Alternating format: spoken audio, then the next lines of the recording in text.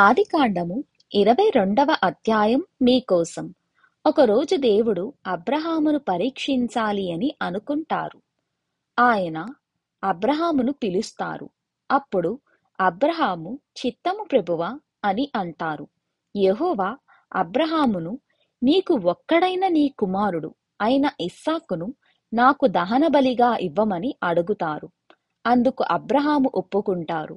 అబ్రహాము తన పనివారితో కలిసి ఇస్సాకును తీసుకుని గాడిదపైన కూర్చుని యెహోవా చెప్పిన కొండ దగ్గరకు వెళ్తారు.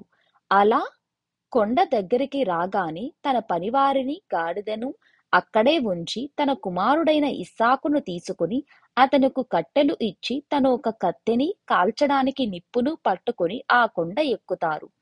అప్పుడు మార్గమధ్యములో ఇస్సాకు, తండ్రి, బలికి కావలసిన కట్టెలు, నిప్పు ఉన్నాయి కాని గొర్రెపిల్ల ఏది అని అడుగుతారు. దానికి అబ్రహాము ఎంతో బాధతో, అది యెహోవానే ఇస్తారు అని చెప్తారు.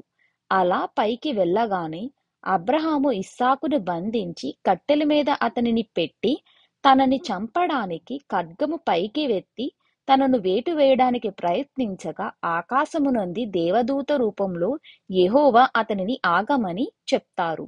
నీవు నీ ఒక్క వారసుడైన కుమారుడిని బలి ఇవ్వడానికి వెనుక ఆడలేదు కాబట్టి నీకు నేను వాగ్దానం చేసినట్టుగా ఈ భూప్రపంచంలో నీ సంతానం ఆకాశ నక్షత్రముల వలె, సముద్ర తీరమందలి ఇసుక రేణువుల వలె లెక్కలేనంత మంది అవుతారు అని, నీ సంతానం నీ శత్రువుల గవిని సొంతం చేసుకుంటారు అని ఆశీర్వదిస్తారు.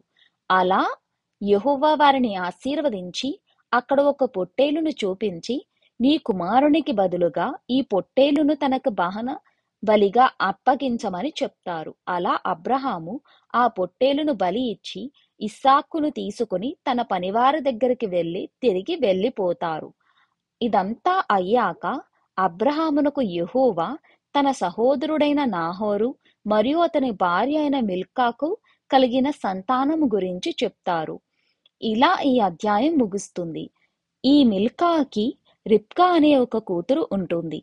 అబ్రహాము కుమారుడైన ఇస్సాకు రిబ్కాను ఇచ్చి వివాహం చెయ్యాలి అని యెహోవా యొక్క ఉద్దేశం. అందుకే ఆయన మిల్కా యొక్క కుటుంబం గురించి, అంటే నాహరు, అతని భార్య అయిన మిల్కా, వారి సంతానం గురించి ఈ అధ్యాయం చివరిలో చెప్తారు.